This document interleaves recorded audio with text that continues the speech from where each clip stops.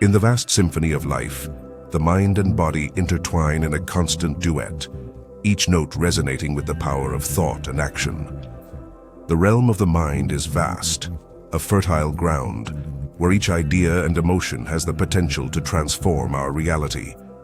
But like any realm, it has its shadows. Among them, fear, that dark and overwhelming feeling that often acts like chains, enslaving our spirit. Fear not only paralyzes the spirit, but also sickens the body, affecting the beautiful dance they perform together. But what would happen if we could free ourselves from the slavery of fear and maximize the incredible power of our mind? In the video you are about to watch or listen to, we will explore this interaction. How does fear paralyze the spirit and make the body ill? And how can understanding and embracing the power of the mind and thought free us to achieve a full and resonant life? And prepare for a revelation that will change your perspective and empower you on your daily journey. Maintain and increase physical and mental strength. How to maintain strength? It is an essential question in life. Both physical and mental strength are primarily based on the unified training of the mind and body. This means focusing completely on one task at a time, dedicating all necessary thought to that action, and excluding any other thought that does not belong to that particular act. Mental and physical strength is fundamental to enjoying life and achieving success. A weak body enjoys little. In fact, our bodies function as reservoirs of strength. Daily activities like eating and sleeping are ways to replenish that energy and thought. When we are full of energy and vitality, we enjoy our daily activities, whether it is a walk, our work, or any other effort we undertake. It is vital that we understand how to preserve the most energy during the day, and if possible, how to increase it. This energy and strength not only have intrinsic value for our well-being, but also tangible commercial value. The body is simply the tool that the mind uses. If the body is weak, the power of our thoughts can be wasted on resisting that weakness, turning the mind into a worker struggling to achieve its goals with a deficient tool. Eventually, if not addressed, this defective tool could damage or even destroy the mind's capacity. I remember the words of an old miner who once told me, "Young man, you try too hard shoveling. You should focus more on how you use that shovel." Reflecting on this, I understood that shoveling dirt required the mind and muscles to work together. The mind has to direct the muscles, ensuring that the shovel is placed efficiently and that the earth is thrown the right way. Furthermore, every muscular movement while shoveling requires a tiny fraction of the mind's power. It is a synergy that highlights the importance of the connection between mind and body in all our activities. I discovered that the more I focused on the shovel, the better I did. What initially seemed like work started to feel like a game, and my energy for shoveling seemed to last longer. I noticed that when my thoughts drifted to other things, regardless of what they were, my energy quickly decreased. I am not referring to the impulsive and fleeting power that arises from fury or anger. That is not really power. It's a waste of strength. Every act of our life, whether tying a shoelace, writing a letter, or sharpening a pencil, must be carried out with method, precision, accuracy, and care. In short, with the power of concentration. I remember my first day shoveling in the gold mines of California when I was a child. The more I enjoyed the act of shoveling, the better I did it. Things are always done better when we enjoy them. As an ancient philosophical system says, whatever you do, do it with all your strength. Each impatient action and thought, no matter how small, leads us to waste strength unnecessarily. If you ever feel exhausted while walking, not just physically, but because your mind has been busy reflecting, worrying, or planning, try to focus all your mind, attention, and energy on your limbs and feet. You might find that your energy returns and your fatigue fades. Before picking up a pin from the floor, you mentally project a plan to do it. That plan represents strength. You use that strength in your body, which is the instrument to pick up the pin. It is essential not to mix that plan with another, avoiding distractions while your body performs the action. If you do, you would be dividing and thus weakening your strength, trying to send it in two directions at the same time.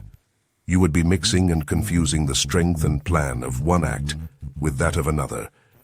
Each physical act requires a thought, and each thought implies a specific expenditure of strength. Every step you take needs a mental plan, a thinking effort. Thought consumes energy, a force made of invisible substance. Even in what we consider moments of inactivity, we are working and using this energy. If while performing an action with your body you are thinking about something else, you are wasting energy and scattering your thoughts.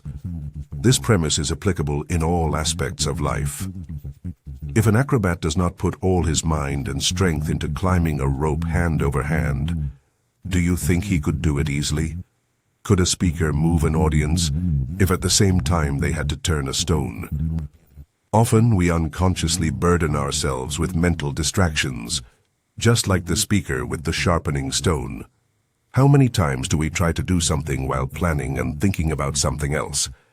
If you're climbing a hill and constantly look impatiently toward the top, you'll get tired more quickly. Imagining being at the top while your body is still at the base is like sending your mental energy to the top and leaving only a remnant for your body that struggles to climb. Instead, if you concentrate all that energy on the act of climbing, with each step you take, you will ascend more easily and efficiently. By focusing your power on the parts of your body that need it most, in this case your legs, you make each step easier and more enjoyable. This way, you also free yourself from the problem of impatience, from the constant yearning to reach the top. Each step you take involves an expenditure of strength. If you allow your mind to wander while walking, you are spending energy in two directions at once, which is not only inefficient, but also exhausting. Therefore, the key is to focus on the present and on the task at hand. The ability of the mind to concentrate on a single task is a valuable virtue and deserves a conscious effort to perfect it. Through the practice of concentration, that is, by focusing all our attention even on the simplest tasks, we get closer step by step to mastering this skill more and more. The effort we make strengthens our ability to concentrate. This acquired skill does not fade away. It becomes useful in every facet of our daily life, especially when focusing on important tasks is required. You might think, I can tie a knot while my mind wanders. And you might be right. But you can make those 3 knots thinking only about them. Or has your mind developed the habit of constantly jumping between different thoughts to the point where you can't concentrate on a single task for more than a few seconds? Imagine the ability to be completely immersed in an activity, enjoying it so much that you forget everything else. The real question is, how long can you keep your attention on a single task? Would you be able to tie 3 knots in a rope, fully concentrating on that task, without letting worries and distractions affect you? Often people question why they make mistakes, why they forget details, or why they feel overwhelmed by small things in their lives. Some don't even take a moment to reflect on these issues. You might think, that sounds like simple advice to pay attention. And to some extent, you're right. But many do not truly understand how to concentrate effectively. Look at the people around you. How many seem to be physically present, but mentally absent, with their thoughts racing at 1,000 miles an hour? These reflections are not mere talks. They are practical advice and philosophy applicable to daily life. Imagine that tomorrow you have a crucial meeting with a shrewd businessman. You will need all your ability to concentrate to handle the situation. Do not underestimate the value of training your mind.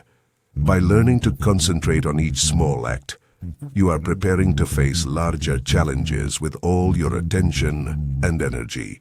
Training to focus all thought on a single task and not allow it to drift is essential. By doing so, we are developing the ability to channel our energy and attention toward our words when we speak, our skill when we use tools, our voice when singing, and in any function or skill we wish to exercise at a given moment. Impatience, although it may seem like a minor act, wastes both our physical and mental strength. It's similar to when we try to untie a tight knot roughly.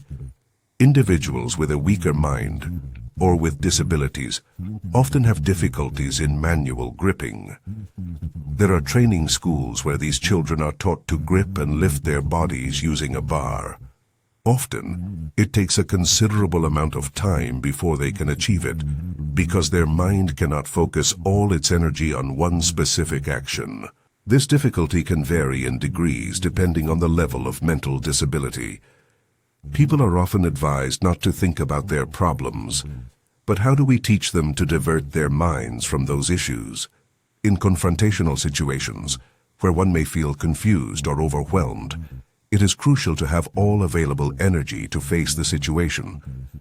By developing the ability to focus all our energy on a single task, we also cultivate the ability to shift the focus of our mind from one topic to another.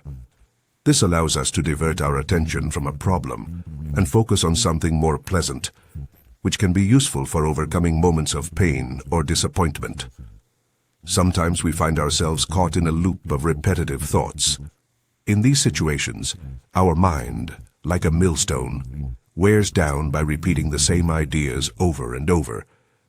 One way to break this cycle is by redirecting our energy towards another activity or thought for a while. For example, when we are exhausted, a pleasant conversation with a friend can be rejuvenating. This interaction can be even more restorative than just resting alone. The conversation gives us a mental break and revitalizes us. However, that act of conversing involved an investment of energy. At that moment, all your attention and strength were channeled into that conversation. But what do we need afterward? A rest for our exhausted brain muscle. It is similar to when we pour all our fury into trying to open a stuck door, trying to yank the knob because it doesn't give way easily. If I try to turn a grindstone using only one arm, after a while I exhaust that energy and muscular strength. But if I change the task and start turning it with a pedal using my foot, I rest my arm, and after a short interval, I can resume the task with my arm revitalized and full of energy. The same logic applies to mental efforts. When we are completely focused on a particular topic or plan and can't stop thinking about it, do we really achieve clarity all the time? Not always.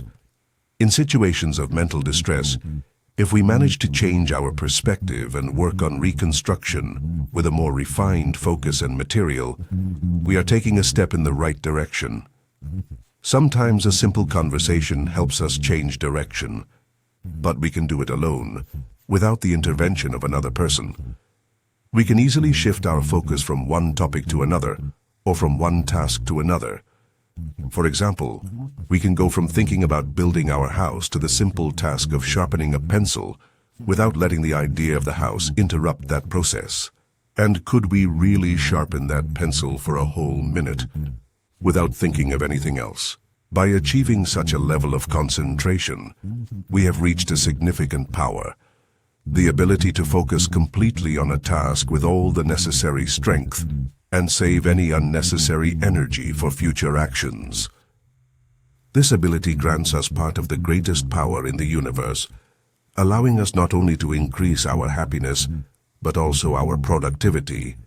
If we manage to master this technique, we will be able to do everything we set our minds to and do it better each time. At that moment, we truly master our minds. And as the saying goes, we are not true leaders until we manage to lead ourselves. Conversation allows us to temporarily stray from certain concerns, transporting our mind from one idea to another.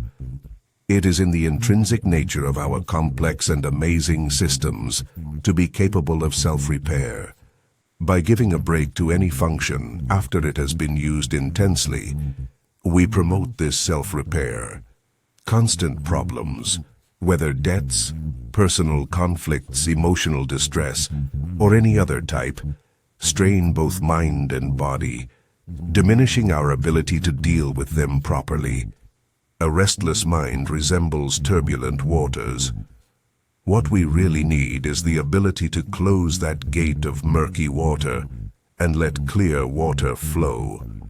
Constantly disturbing thoughts, along with a mind tormented by uncertainty and anxiety, can exhaust us to the point of feeling physically drained. The ability to forget and redirect our thoughts in a more positive direction is a way to stop this draining and regain our energy. Let's consider the advantages of focusing all our energy on a single task, no matter how trivial it may seem. If, even for a brief moment, you focus all your attention on simply inserting a pin into your dress, for that moment, you will have freed yourself from your worries. In that instant, you will have strengthened your ability to concentrate. We are then on the path to the total conquest of our minds and emotions. Nowadays, for many, it is the emotions that dictate the mind. We act like weather vanes, influenced by any small change in our environment. We cannot be sure of maintaining a positive and optimistic state of mind for long, as it can be easily altered by an unfavorable event, a hurtful word from a friend, an unpleasant message from an adversary, or even a fleeting thought. The ability to focus on one task at a time is a fundamental skill that can considerably improve our efficiency and performance. If you focus on a task, like sewing, you are completely immersed in it and not distracted by other thoughts, like cutting with scissors. Focusing on one task at a time allows you to perform it with greater accuracy and avoid mistakes. Listing the benefits of concentration. 1. Accuracy and efficiency. By focusing on a task, like driving a nail with precision and care, you are more likely to do it correctly. 2. Mental rest. By focusing on one task and not thinking about another, you give other parts of your mind a necessary break. It's similar to concentrating on hammering a nail without thinking about cutting wood. This prepares your mind to tackle the next task with renewed energy. Development of the concentration skill. Every time you fully focus on a task, even for a few seconds, you strengthen your ability to concentrate. 34. Increase of pleasure in the activity. Total concentration on an activity, whether mental or physical, often produces pleasure. For example, a dancer who is completely focused on their movements experiences superior grace and skill. However, concentration can be challenging, especially if we have fallen into distraction habits over the years. How do we regain this vital skill? The key is to want it and strive for it. Like other skills, concentration can be improved with practice and a genuine desire to change. Pray for her, yearn to improve, and demand from yourself the discipline to focus on each task at a time. Over time and with practice, the ability to concentrate fully on a task will be strengthened and become second nature. We can abuse the body and the brain in performing an act, whether benevolent or evil, and the consequences will be the same. Some might argue, I have so many responsibilities and tasks at home. How can I carry out the idea of doing everything attentively? However, it is crucial to understand that the laws governing our internal forces, whether yours or mine, do not distinguish the number of things overwhelming us. Do an exercise, think occasionally, or at regular intervals if you prefer, about the word concentration. A word is the symbol of a thought. By meditating on it, we can continually strengthen our mental power, executive function, our will, and clarity. We often talk about universal love as the pillar of happiness. We should not extend that love as much to things and actions as to people. If there is an action that, although beneficial, displeases me, Am I not moving away from universal love? While we fight against our imperfections, it is vital to remember that we can also err in that struggle. Even when our efforts are directed towards good, we can sin against the body and the mind. Whether you are behind a counter or walking down the street, you can perform a genuine and meaningful task in an instant. Those seized moments, though brief, are extremely valuable. While they may not bring enormous rewards immediately, these instants accumulate small gems of experience and wisdom. I would like to share with everyone a reflection inspired by the advice, "Consider the lilies of the field." This is not a warning or a threat, but a message of hope. The current world longs for more hope. In many aspects, we have become a hopeless society. A large part of this feeling arises because in previous teachings, we have been constantly reminded of our mistakes and the consequences of continuing down that path. However, it is essential to focus on hope and the inherent goodness that we all possess. We are often seldom reminded of the inherent goodness and power we carry within. By pausing, even if just for a few seconds, and focusing on that thought, we connect with the stream of universal concentration and building. By linking to this current, we draw from it the element we seek. Each piece of wisdom or understanding we obtain is like a stone added to the solid foundation we are building. These stones never disappear, although it might take time for their true relevance to reveal itself. Ask and you shall receive. Knock and it shall be opened to you. It is essential to understand that thoughts are tangible and have power. It would be a mistake to think that our current existence, this brief life, is all we have been or will be. It is possible that we have existed in other forms, like animals, birds, snakes, insects, or even plants. Almost all the matter we see today has undergone transformations. It has been submerged in the ocean, encased in icebergs, expelled by volcanoes, and has endured centuries of evolution. The scriptures state it clearly. As a man or a woman thinks, so is he or she. When someone has low self-esteem, they may fall into bad habits or behaviors. The pride that leads a person to value themselves is the same that protects them from petty and degrading actions. We are beginning to awaken to the recognition that each individual possesses powers that go beyond what we currently imagine. By learning to use these powers, we will transform evil into good. Just like a lily or any other plant that grows and becomes beautiful, following universal laws. The human being has evolved under these same laws over countless centuries. Our perception of ourselves has been greatly influenced by the voices that have mistakenly instilled a negative view in us. It is time to reject those beliefs and recognize our true worth and potential. Those who have a negative image of themselves will inevitably act according to that perception. For ages, our essence has been embedded in the heart of post-Pliocene mountains. We have constantly evolved, sometimes adopting one form, other times another. With each transformation, we have gained a bit more intelligence and strength. Despite these advances, we still have a long way to go. The lily, with its apparent simplicity, possesses its own life and intelligence. You may not agree with me on this, and it's a valid debate. Most people believe that only humans have intelligence, while in animals and plants, they attribute their actions to instinct or some similar concept. Personally, I see intelligence as something as omnipresent as air. Although it is distributed in various measures across different forms of life, human beings, among all creatures, possess the highest concentration of this cognitive ability. This ability is what we call thought. Thought is a powerful and intangible force, not detectable by our physical senses. The more developed this capacity is in a person, the more life and vigor they will possess.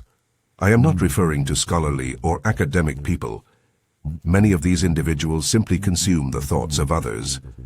I am referring to those who continually generate original and renewed ideas. This type of thinking vitalizes the body and mind. The lily has the intrinsic intelligence to begin its life on its own. It has the common sense to grow towards the sun. Where the lily surpasses us, despite its limited life and intelligence, is in its ability to live in the present. It doesn't worry about the future. It simply lives. If you place a lily in a room, it will grow towards the light source. This is not by chance. The lily innately understands that it needs light and strives to reach it because it senses that it is essential for its well-being. We seek food driven by the same reasons that guide plants towards light. However, we attribute our action to intelligence, while we call the plant's action instinct. When a man approaches the fire to warm himself, he does it because he feels that it is comforting to feel it on a cold day. Similarly, a cat lies in the sun for the same reason. However, man attributes his action to intelligence, while considering that of the cat or the plant as instinct. In truth, where lies the difference? All forms of life require essential elements: water, air, sun, and whatever each of these elements may contain. Plants, like humans, have the ability to discern and seek what they need at any given moment. Just as a seed grows toward the sun when given the right soil, a human being should also seek the sun, a source of life and energy, to revitalize themselves. Those who choose to stay indoors most of the time end up weakened. Plants, in their inherent wisdom, do not excessively accumulate water, air, or sunlight. They take what they need at the moment, trusting that the universe will provide. In its purity, if the lily constantly worried, fearing that the sun wouldn't shine the next day, or that there wouldn't be water, or worrying about human problems like money or food shortages, it would lose its essence. It would consume all its energy in worries and anxieties, forgetting to absorb the vital elements to fully flourish. In the same way, if any being, endowed with mind or intelligence, becomes obsessed and burdened with worries beyond the needs of the present day, they risk disconnecting from the natural flow of life and energy. Just as it is not natural for the lily to hoard resources out of fear of scarcity, human beings should not exhaust ourselves in the obsessive accumulation of goods out of fear of the future. Otherwise, we would find ourselves trapped in the endless cycle of accumulation and worry, hindering our evolution and growth. Like the lily, we should aspire to bloom in our purest essence, surpassing even the magnificence of Solomon in all his glory. Life without worries. Nature endows each flower, whether lily, rose, or any other, with a beauty, texture, and delicacy that surpass any human creation. While a flower lives, its beauty is vibrant and active. In contrast, our fine lace and silks, although beautiful, possess a static beauty. They begin to decompose or lose their splendor almost immediately after their creation. At its peak, the lily continues to bloom with increasing majesty. If there were a fabric that each day shone more brightly and varied its texture, even if it only lasted for 15 days, it would be eagerly sought after. Those people with exquisite tastes, the same ones who drive the economy and the circulation of money, would desire it ardently. The lily, in its simplicity, attracts everything it needs for its growth, health, and daily blooming. And I am not speaking in metaphors or allegories. I am referring to reality.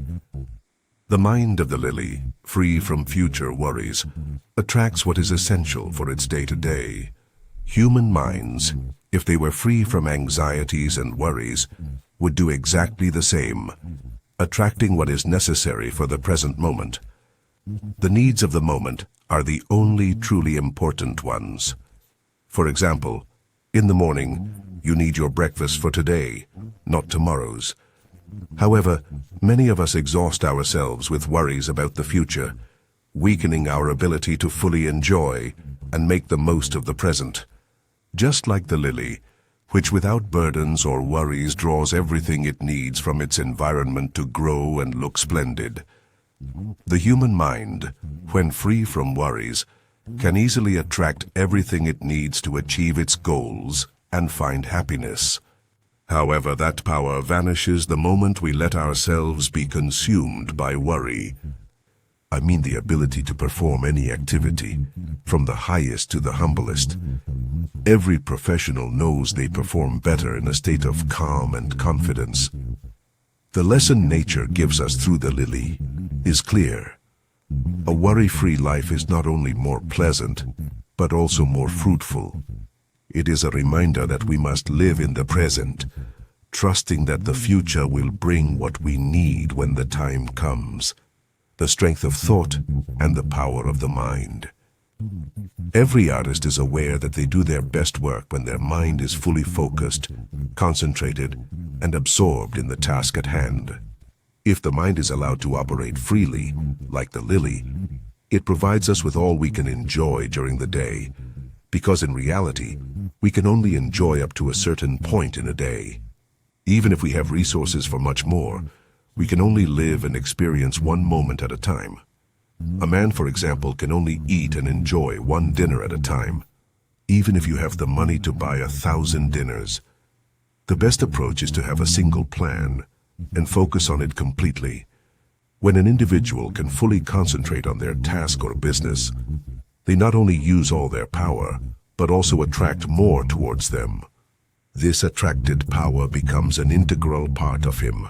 I understand those who say, "No, I can avoid worrying. Times are tough, wages are low, costs are high, and I have a large family to support." But regardless of how valid those arguments are, worrying has a cost. It weakens the mind, damages health, ages the body, and worst of all, reduces your power. The law that operates behind this reality is relentless. If you stand in its way, it is as certain to happen as a locomotive that crushes you if you stand on the tracks. Generations before us have fallen into the habit of worrying, but the destructive consequence of this thinking towards tomorrow remains the same. The ideal is to be aligned with this law and to take advantage of it in our favor. How to do it? Choose to focus on hope instead of despair. Focus on success instead of failure. The habit of thinking about negative and hopeless things is so ingrained that if someone says, "It's a nice day," many will respond with skepticism. But just as surely as the universe is governed by immutable laws, it is a fact that if you think about positive things, you will attract positivity. On the contrary, if you focus on the negative, you will disconnect from positivity and connect with darkness. In panic situations, if you get carried away by the crowd, you may end up being a victim of chaos. It is crucial to learn how to direct our thoughts and not allow circumstances to drag us along. Life as experienced by thousands of people today resembles a crowd in panic, driven by fear of hunger or by some other anxiety. Any fear, regardless of its origin, brings with it a loss of power. I am not suggesting that people should stop worrying. Actually, the word "should" is not in my vocabulary.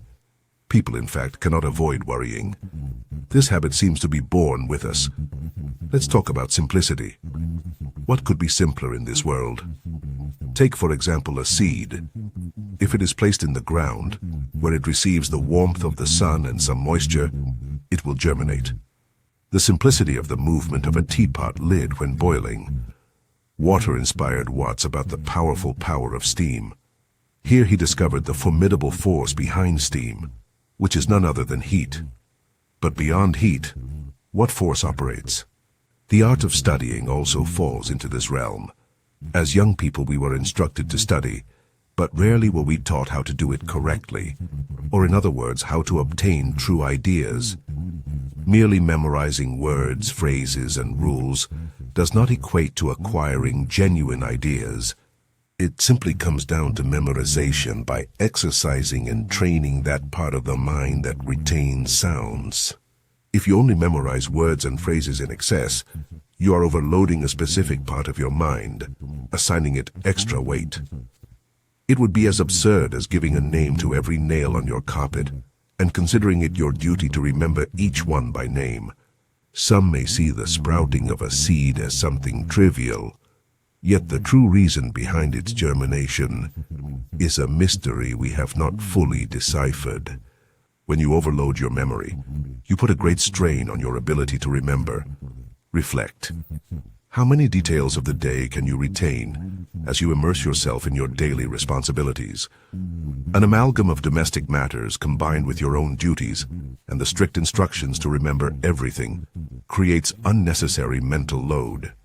This overload is palpable, disconcerting, and confusing. Today's children, under the umbrella of our so-called modern educational system, face similar challenges. They are bombarded with thousands of facts, with the justification that they might be useful to them in the future. Memory has the function of retaining what the spirit has captured. No matter how much book knowledge one acquires, it will not teach them to navigate a ship properly.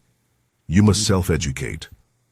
Only through practice and multiple mistakes, like learning that the rudder must be kept in a specific position to counteract the wind's force on the sail, can you internalize that lesson in your memory. Words on their own are not ideas. They are mere signs that, whether through sight or hearing, represent an idea in our mind. A word or phrase that holds deep meaning for one person may be worthless to another. It's similar to trying to teach you to shoot just by loading you with rifles. You can carry those rifles your whole life, but that won't make you an expert shooter. Do you really have the time or energy to think about everything? Guide each of your steps, try to remember them, and follow them to the letter? No. Initially, you got an idea from someone who already knew, for example, how to dance. To learn effectively and quickly, one must adopt a specific state of mind, one of serenity and calmness. It is entirely opposite to the state in which children usually study their lessons. Forcing oneself to study intensely or in a rush is simply a futile effort to make the memory work within a specific time frame. If you want to learn an art or skill, do it at your own pace and following your inspiration. Do not torment yourself over others' opinions about the need to know certain.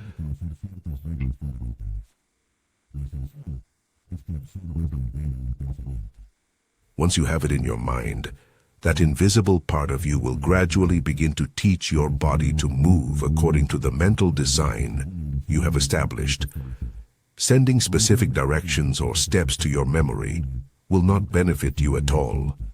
In fact, if when learning an art you focus on remembering specific instructions, your attention will shift to those words and not to the task you are performing. As a result, your learning process will stall instead of progressing. It is through exercise and practice that people learn to drive, shoot, row, swim, skate, dance, paint, carve, weave, sew, and perform a multitude of actions. Teaching rules without real practice does not provide any learning. Does anyone learn to dance by memorizing the rules before moving to the rhythm of the music? When someone achieves amazing results, they are called a genius, and interestingly, people tend to encode the genius's method into a rigid set of rules that end up being imposed on those trying to follow in their footsteps. In that art, however, a genius uses methods like, we would use a crutch, useful for a time, but eventually discarded in search of better approaches. True geniuses like Napoleon in military science constantly innovate. They can see the futility of following the same path over and over, even if they themselves traced it previously. If you ever find yourself in a state of rush and worry, stop. That mental state is completely contrary to learning and only drains your energies. A true genius knows how to make their own rules. If allowed, they will innovate and create new and original methods. Great figures like Shakespeare, Byron, Burns, or Napoleon did not follow established rules. They trusted in their inner power and the suggestions that arose from their essence regarding the methods to follow. Do not worry if you feel you are not progressing as quickly as you would like in any art or vocation. Do not despair over repeated failures. Stay calm and patient.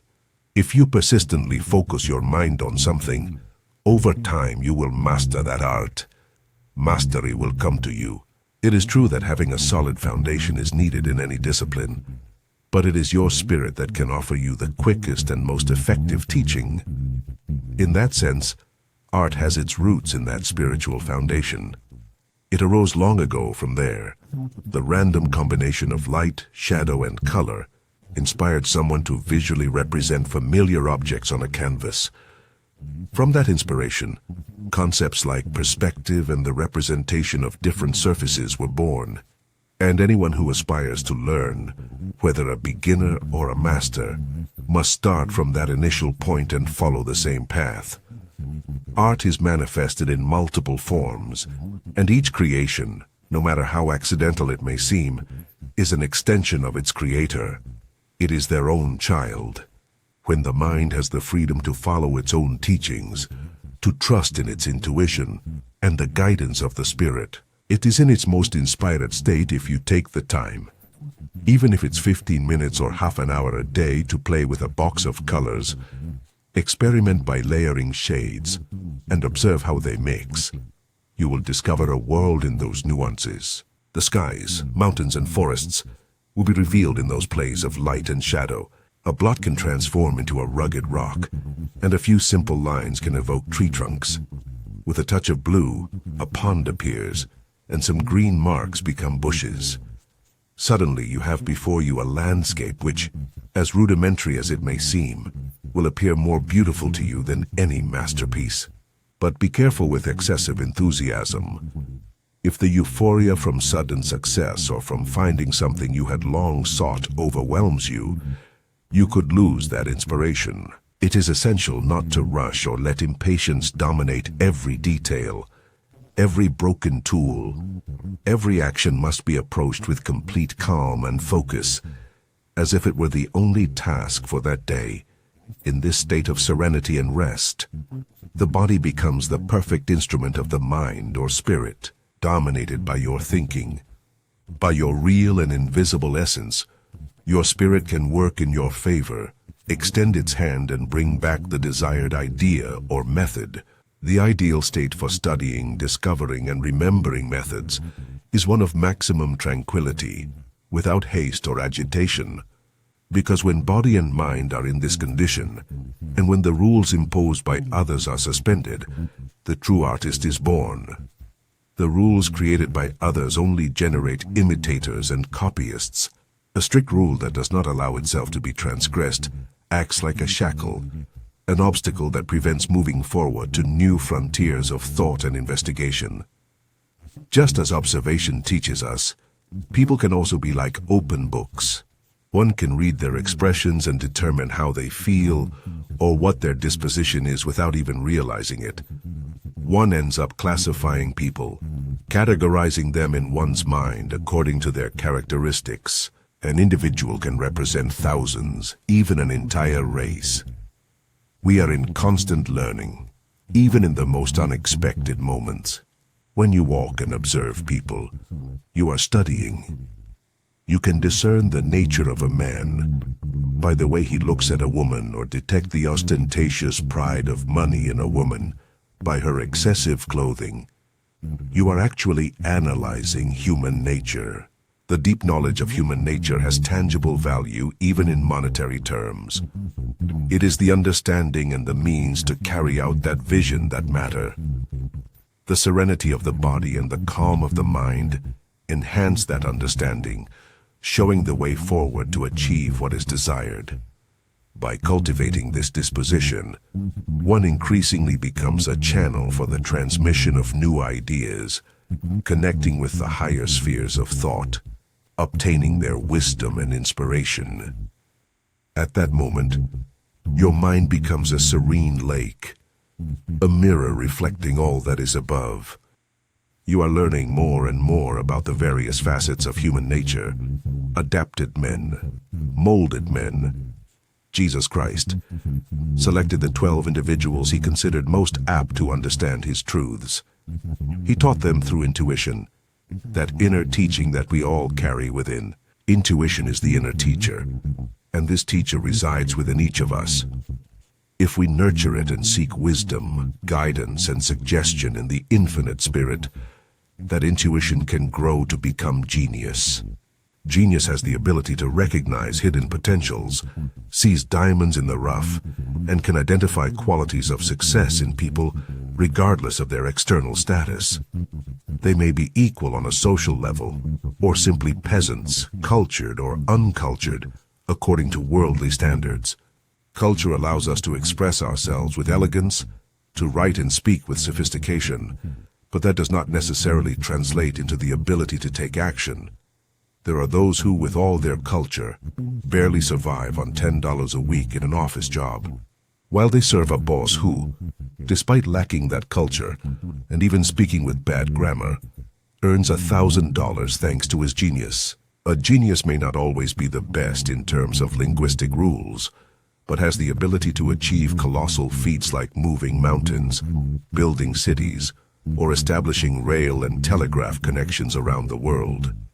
A mental state of rest, serenity, and tranquility is crucial. It is in that state where one can discern precisely and quickly, in just 5 seconds, if you can trust someone or not. And trust is essential. It is the cornerstone of all success. Even in the world of crime, trust between partners is necessary to execute a plan.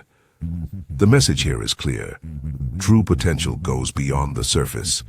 Intuition is a powerful tool that we all possess, and that, if properly nurtured, can lead us to unforeseen heights. Napoleon Primo achieved his remarkable accomplishments thanks to his intuitive and self-taught understanding of people and their inherent strengths. He knew how to recognize what they excelled at, and how he could take advantage of it instead of removing obstacles. Sometimes they accumulate. However, it is important to understand that the more calm and still we keep our body, the more energy we provide to the spirit. This energy allows the spirit to use its own senses and internal functions, those that provide us with perceptions beyond the 5 bodily senses: sight, hearing, smell, taste, and touch. These spiritual senses are subtler, more powerful, and more extensive. For example, when they awaken and train the inner or spiritual sense, someone can communicate with another person's inner sense, even if that person is in places as distant as London or Beijing. It is possible that we are already connected without realizing it, with someone who is thousands of kilometers away, more closely than with anyone in our immediate surroundings. Discoveries are made and ideas are captured in moments of serenity. An eye that is constantly watchful and tense does not perceive a candle on the marine horizon as quickly compared to one that is not actively searching for it. In the same way, when we try to remember a name that has momentarily slipped our mind, we rarely recall it if we try too hard. Only when we stop actively trying does the name usually come back to our mind. This effort of thinking often generates an unconscious muscle tension. When we try to work, our brain sends blood to the head. All this acts as an impediment to our spirit, as if we were using its energy inappropriately, going against what we truly desire. It is essential to learn to flow and allow our intuition and inner knowledge to guide us instead of forcing and pushing. Are the strength of our spirit. Although many are not aware, we all possess a spirit, an internal force capable of transcending the physical and bringing us plans, schemes, and ingenious ideas for our world of ambitions and achievements. These spiritual powers can be used for all kinds of purposes. Often, these powers are the ones that prevail in our actions without us consciously using any others. Spiritual laws can be applied both in material fields and in the pursuit of higher goals. However, when one learns to recognize and use this force with discernment, the higher motives will always channel greater energy, deeper thoughts, and superior genius. True success in any aspect of life arises from exercising this spiritual power. It is about being guided by the Spirit. If you have ever felt lost, you will find that you discover the path much more quickly. If you move slowly, keeping your spirit focused rather than rushing forward without a clear purpose. The experienced hunter, for example, immerses himself in this state of mind and ventures calmly into the forest, while an inexperienced young person, overwhelmed by excitement, may run frenetically without a clear direction. With a focused spirit, you can be in constant communication, transcending the limitations of space and time, and connecting with forces beyond our usual understanding of distance. The value of not overloading or overexerting the body is evident in the everyday matters of life. The most successful man in the business world is usually the one who remains calm, the one who has learned to preserve his body from excessive wear and tear, allowing his spirit to operate clearly.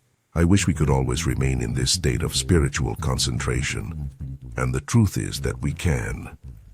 In this state, our spirit is at rest, keeping its energy in reserve, using only what is necessary to mobilize our body. When we are in this balance, we are in tune and absorbing thoughts and energies that guide us in the right direction. Sometimes you find yourself immersed in a serene mood, where you feel in complete harmony with yourself, satisfied and content. You walk with a palpable peace without haste or irrational desires, experiencing a profound tranquility with everything around you, forgetting conflicts, worries, and fears. It is in these moments when the forest, the sky, and the crowds offer you a deep pleasure, when you truly immerse yourself and observe them with fascination.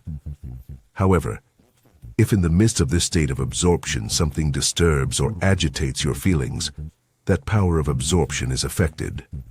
Absorbing the thought is to gain a lasting power, just like a hunter who, detached from their physical surroundings, allows an unrecognized sense to emerge and guide their path.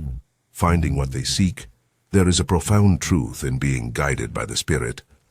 This principle applies to all facets of being, regardless of whether our intentions are noble or mean-spirited.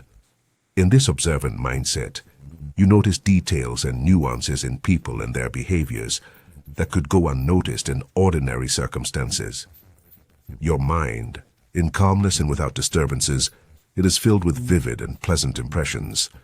It is possible to cultivate this state of rest and inner quietness in such a way that even in the midst of work and effort, you feel a profound rest. Your invisible energies concentrate, allowing you to focus all your strength on any task or challenge that arises.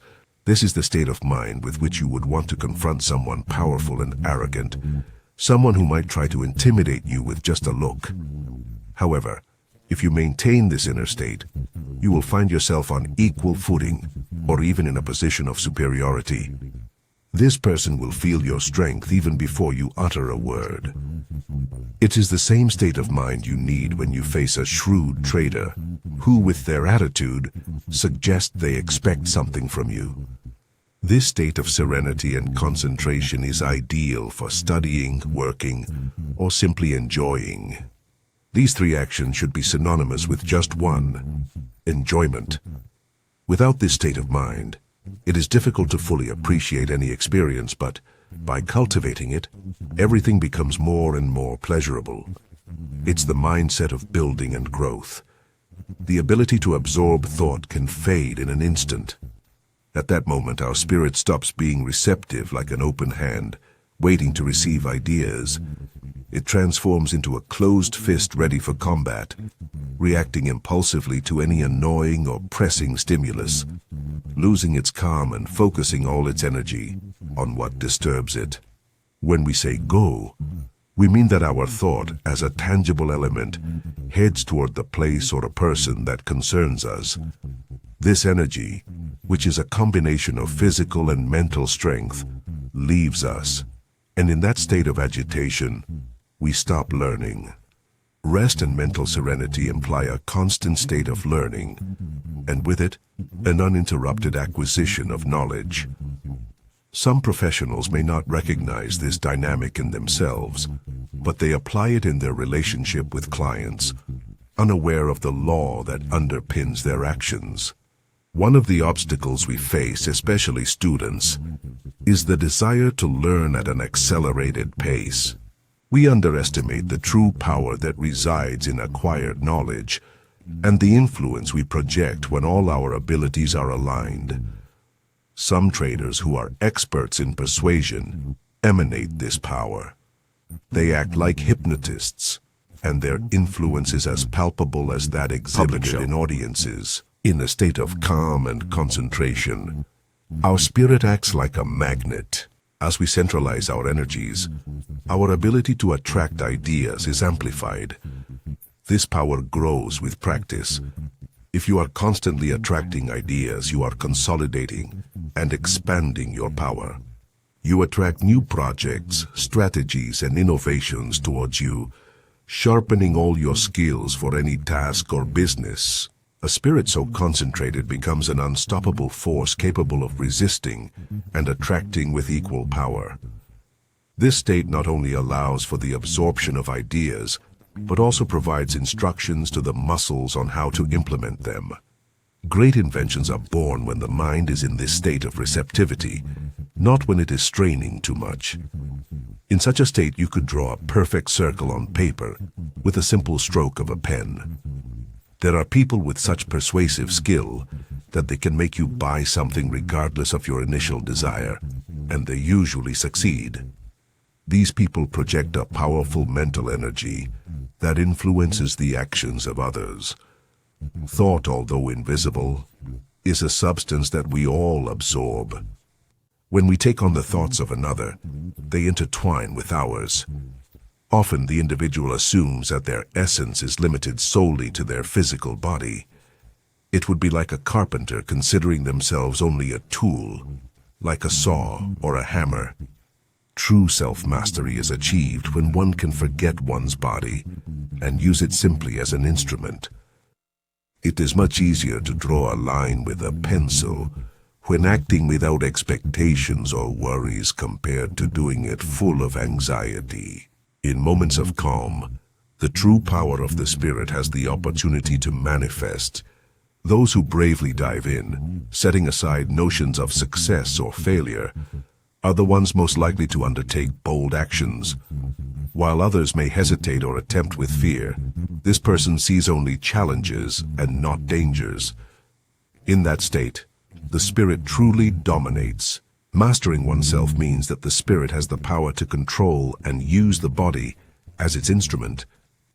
Just as a carpenter does not constantly think about their tool while using it but focuses on the skill with which they handle it, similarly, our thinking should focus on the ability and not just on the instrument.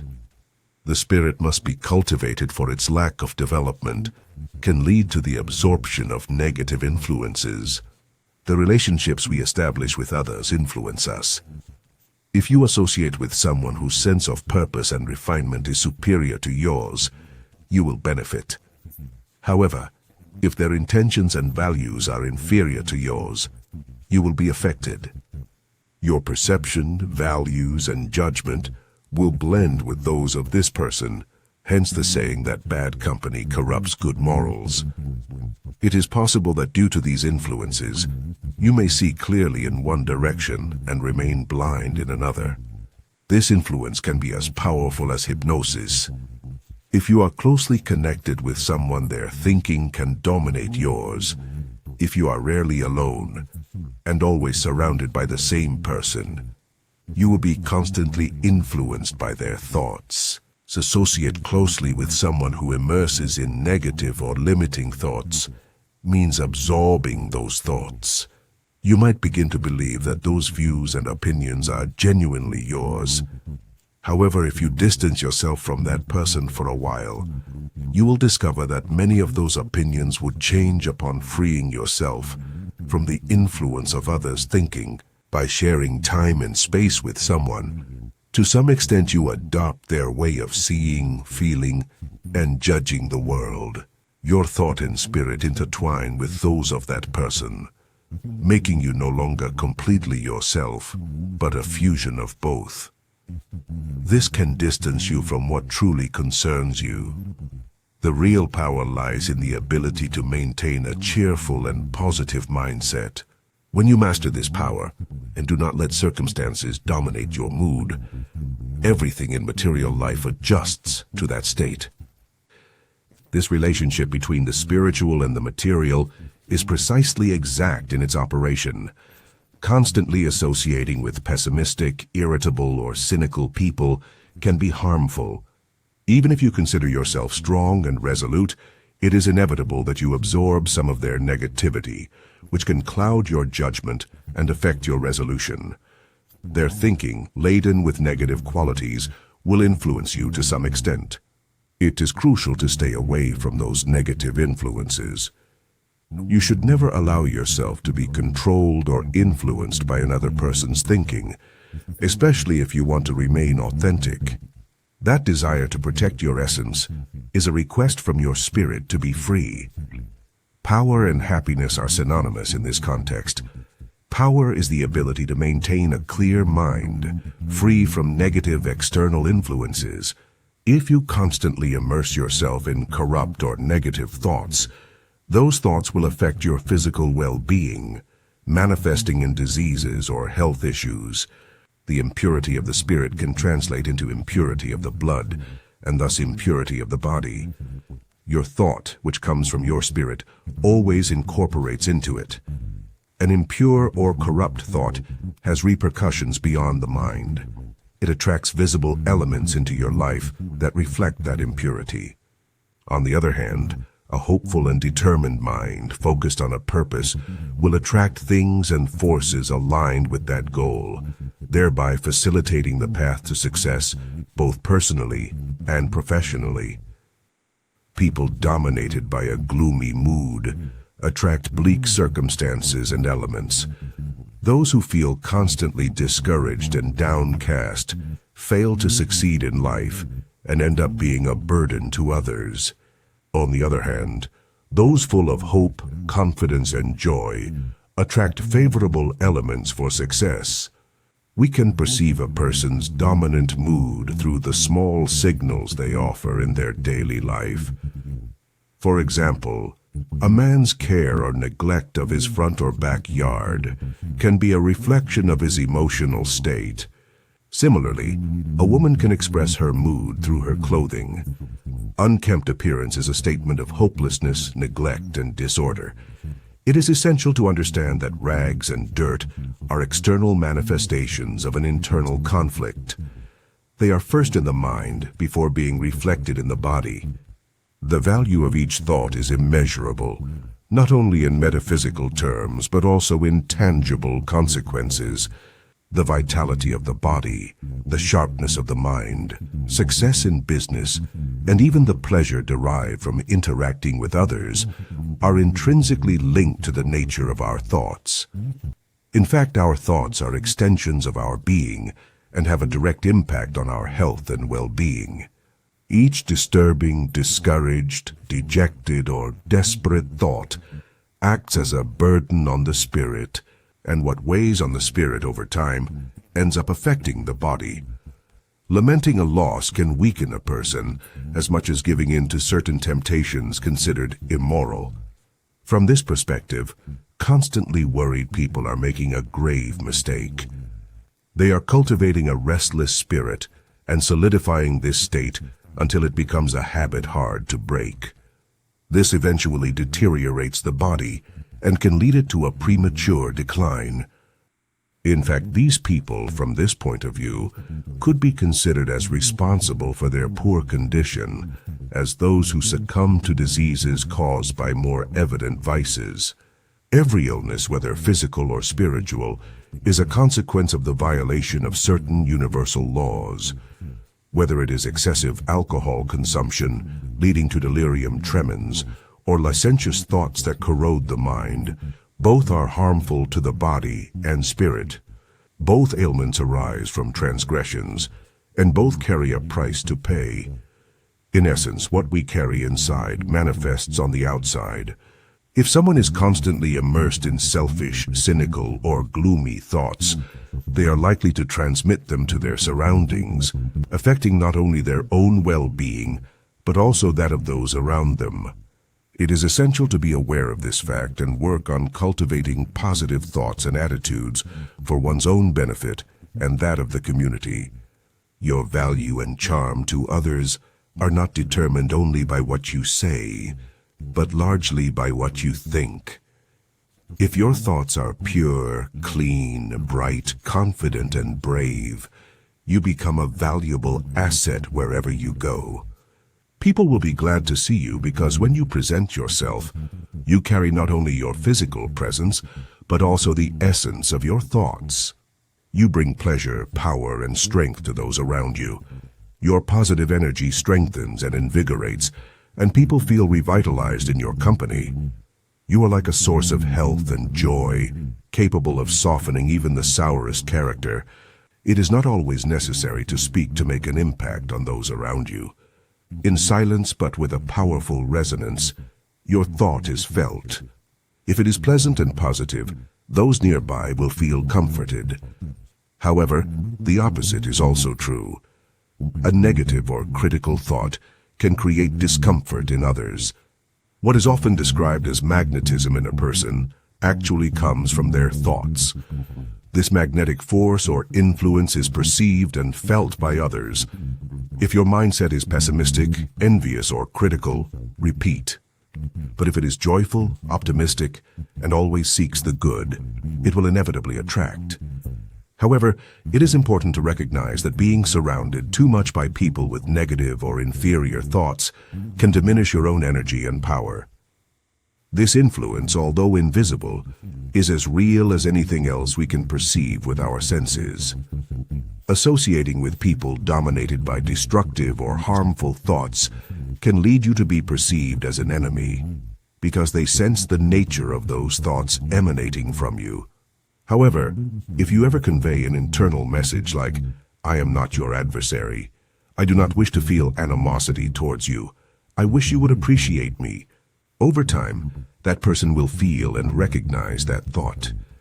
The force of good always prevails over that of evil. This is a law of nature. Goodwill towards others is a constructive force in the universe. Nourishes our essence, strengthens our body, purifies our blood, and tones our muscles. When we are able to sincerely affirm, "I consider no one my enemy," then we will actually have no enemies. Keeping the notion of having enemies and perpetuating this feeling in our thoughts is counterproductive. The true foundation of a person's power and charm lies in the intention expressed with these words: "I want to help you in everything I can, strengthen you, improve your health, boost your business, and help you occupy the place where your talents shine the most." When this thought is genuine, it becomes an unstoppable force. Every act of goodwill we attract is like an invisible thread of vital energy that adds to our strength. It is a stream of essence that nourishes and fortifies us. By connecting with this energy, we tune into a higher plane of existence, where the most powerful minds dwell, and where creations and manifestations surpass our wildest imagination. Everything that our fables and fantasies have conceived finds its reality in these higher planes of thought. By aligning our intention with this flow of universal goodwill, we nourish ourselves with its immense power. In this state, we are protected against any adversity.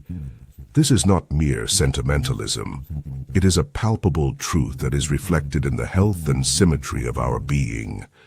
It is the true elixir of life. The more thoughts of this nature we embrace, the more vitality and energy we will accumulate. In this way, we extract the best from everyone we interact with. On the other hand, if we immerse ourselves in thoughts of antagonism, we attract toxic elements that can harm our body. People who move in this negativity are, in a sense, hated until their disappearance. Accumulated hostility can deteriorate and even destroy health. However, This negativity has no power against the strength of a genuine desire to do good and act justly. Thus, by continuing to harbor good intentions towards everyone, we connect with a higher and more powerful level of thought, and with it, we reap countless benefits.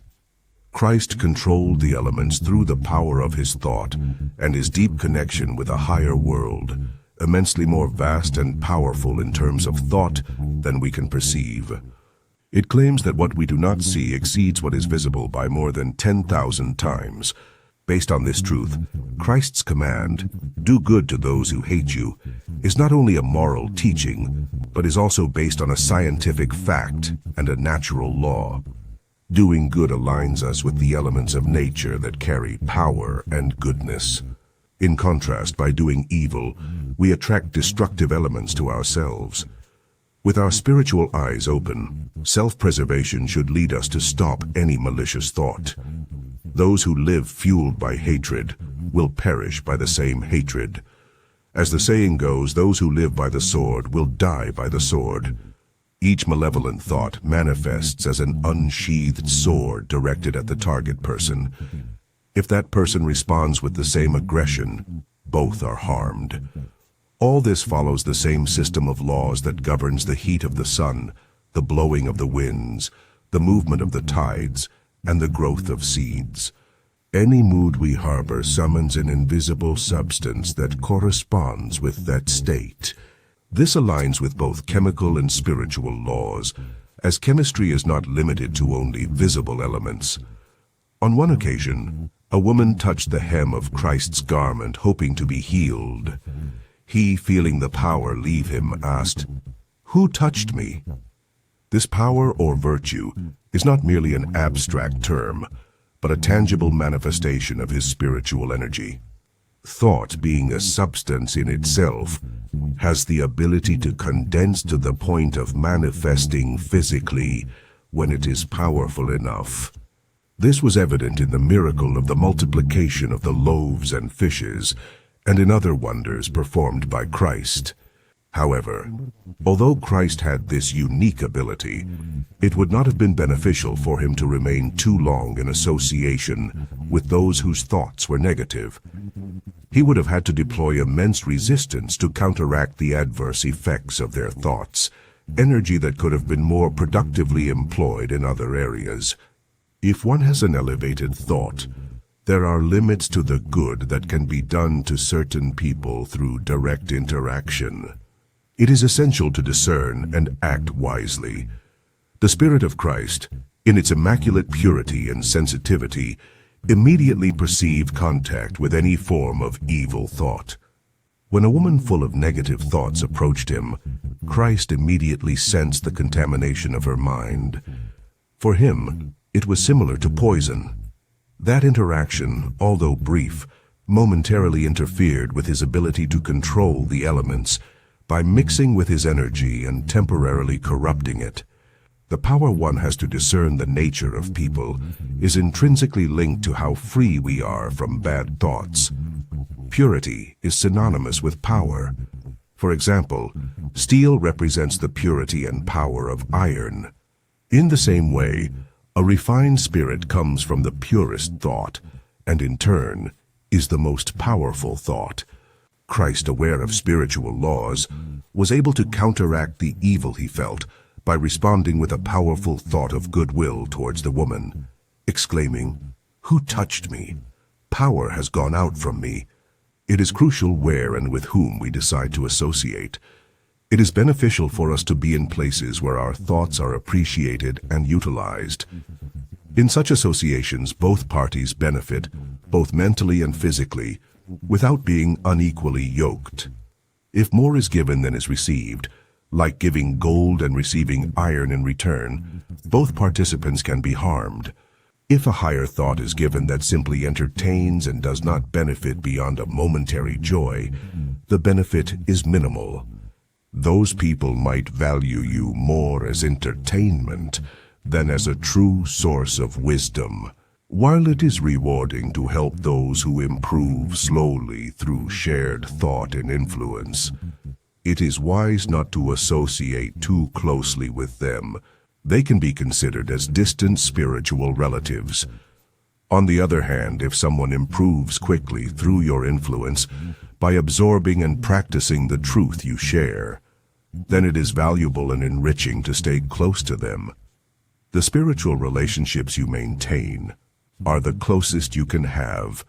When these relationships improve rapidly, you acquire a certain quality of thought that comes from that improvement. This thought acts as nourishment and strength for your being. In this exchange, you give and receive, making the most of the relationship.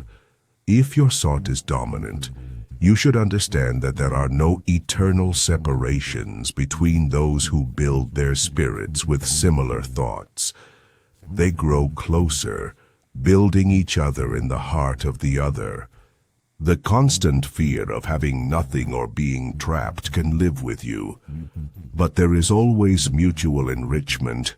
When the time comes to part, there is a certainty that they will meet again, and upon doing so, they will discover more about each other.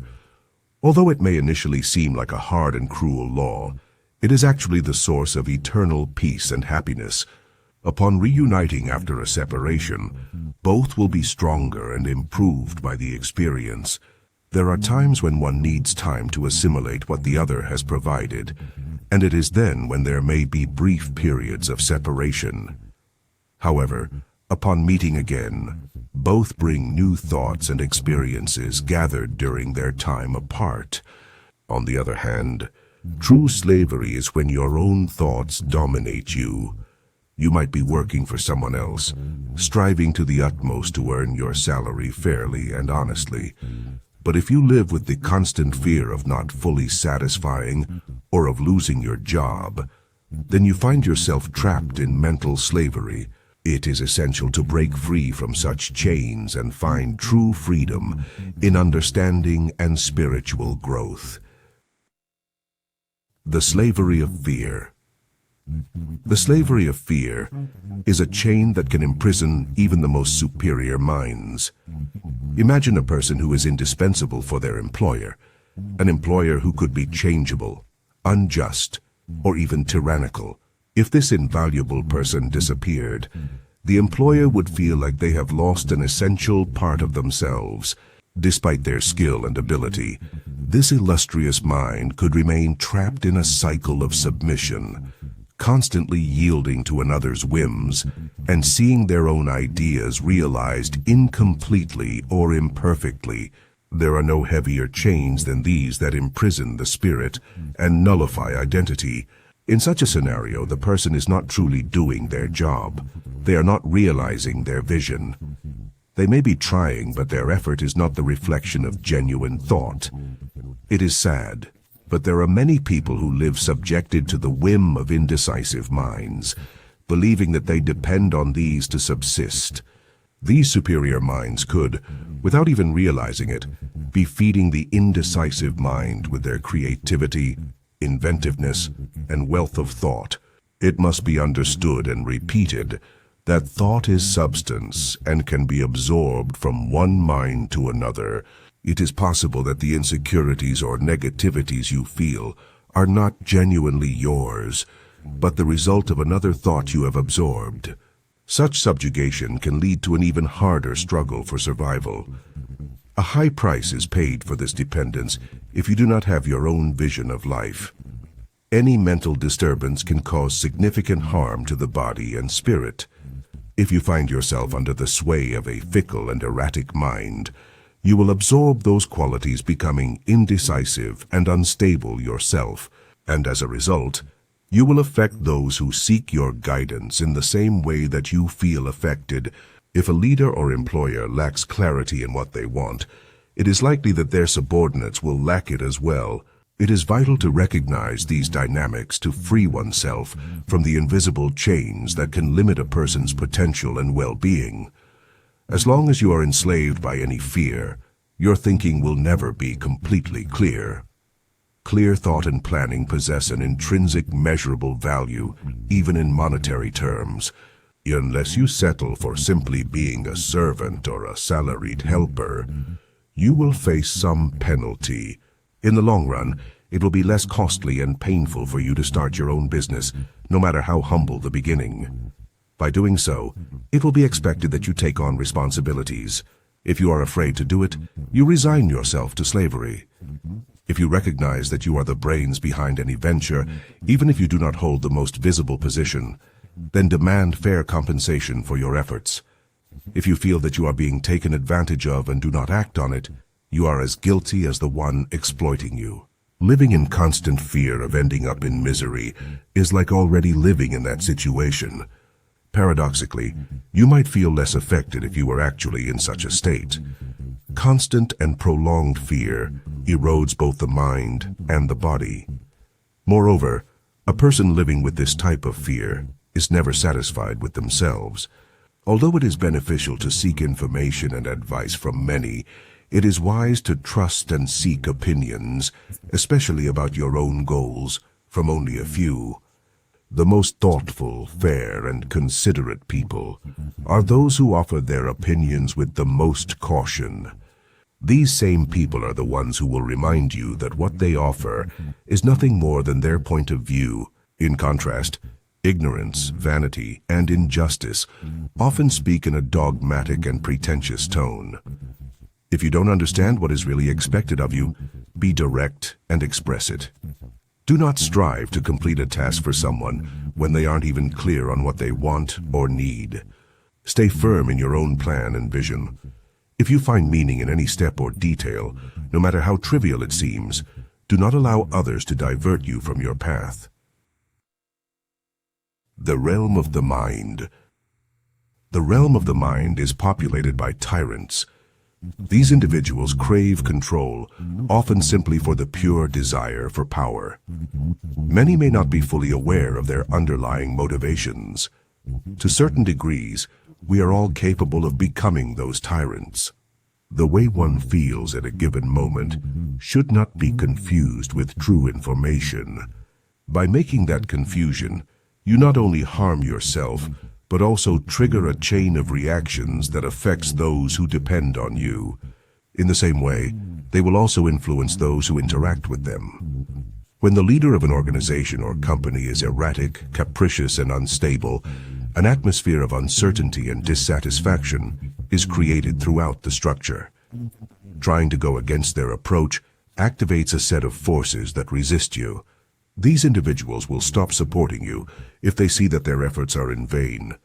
By doing so, you are damaging your own clarity of judgment and vision. You have mixed your precise thinking with less coherent influences. If you consider yourself superior and yet allow a mind you consider inferior to dominate or influence you, you are undermining your own success. You are severely disrupting the plans of an invisible but beneficial force that could help you much more. Each time you let someone else's thoughts go against your own conviction or intuition, you are losing your best judgment.